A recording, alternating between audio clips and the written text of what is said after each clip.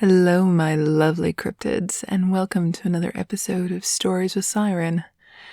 I'm your host, Siren, and this episode we've got a special treat.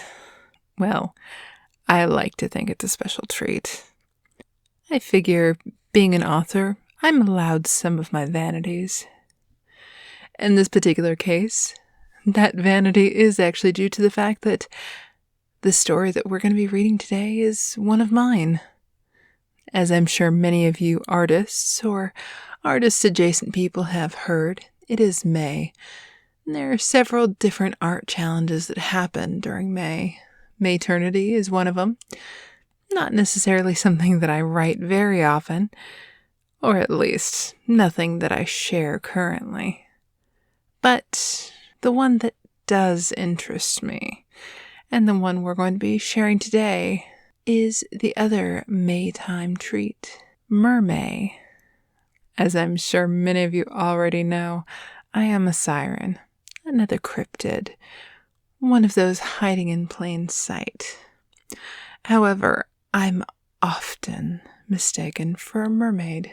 Sure, I may have a beautiful singing voice, voluptuous curves, and maybe some of that hypnotic magic.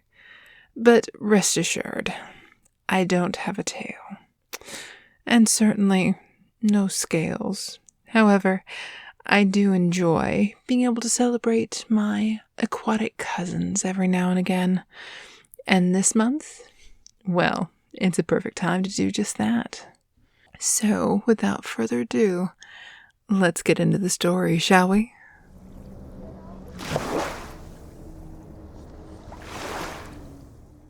In the deep waters off the coast, there's a pod of mermaids. I've seen them there once or twice during my kayaking trips. The coast is a rocky shoreline full of cliffs and caverns cut out of the rock. I've seen them dart out, heads poking above the water before disappearing once more. They watch me, but they never come close. They never did. Not until that day. One of the merfolk stayed beneath my dock. He watched me from below the water, peering at me with green cat's eyes through the waves. I could feel his gaze on me, studying me as I sat on the old weathered wood.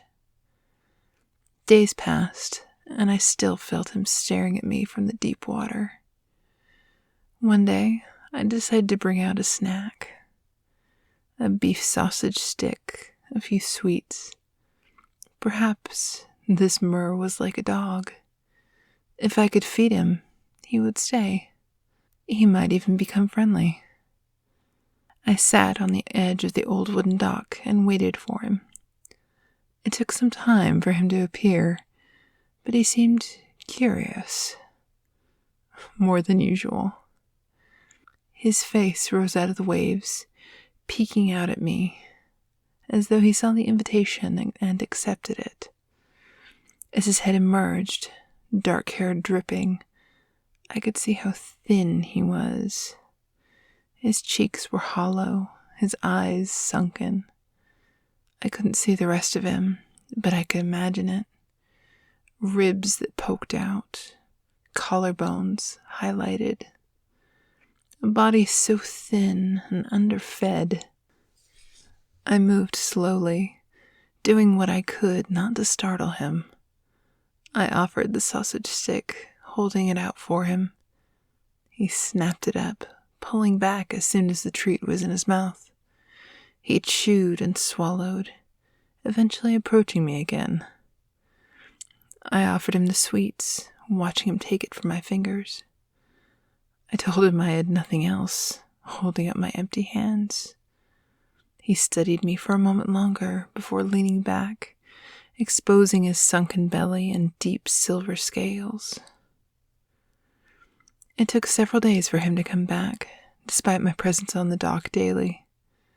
But when he did, he approached far more quickly. His eyes were bright and curious, and I was ready for him. I had purchased snacks, meat sticks and brownies, cheese puffs and cookies. I offered them to him slowly, and he accepted each treat gladly. I offered the small things with chopsticks, the long ones with my own fingers. He ate every bite and swam away once more. But as he left, I could see a faint bulge in the sleek outline of his form. After that visit, he began to come back daily. I joined a warehouse club and bought everything in bulk.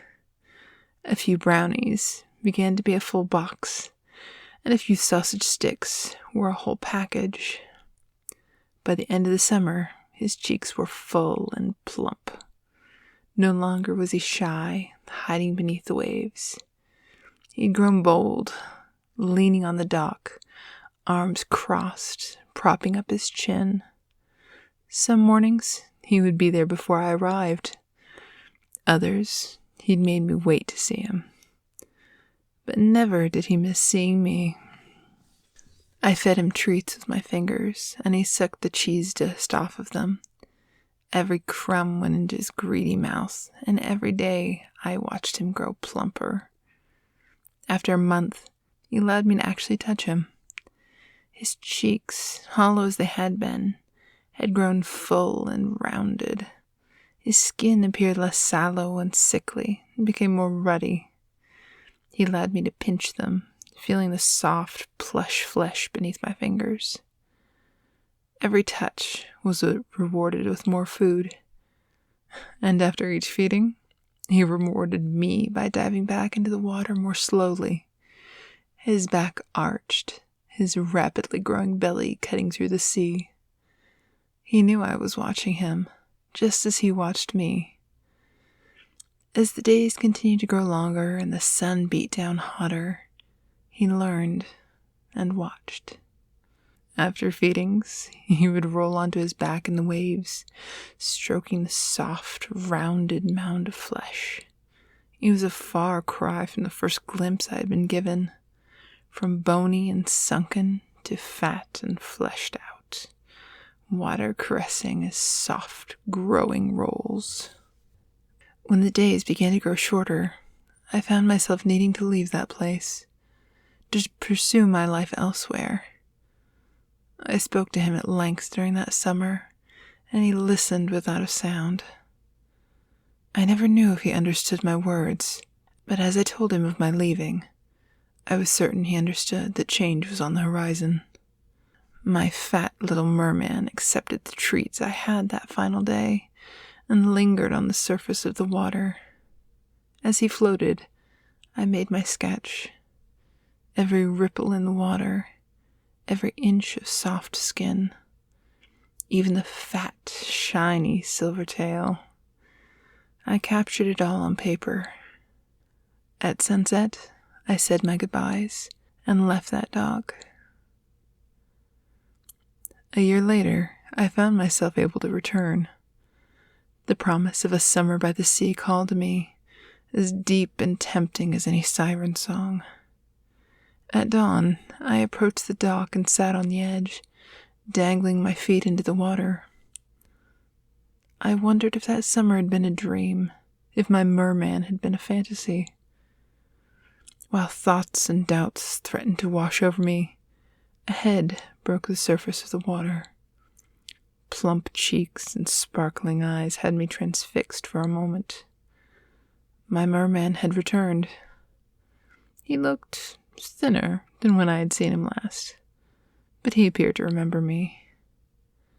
And as we locked eyes, two more faces shyly broke the surface of the water, their cheeks hollow and jaws thin. My mermaid had returned to the dock once more, and he had brought some friends to help fatten up.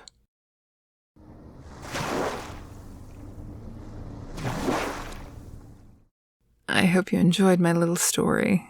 That one was Mer-May, Eyes in the Water.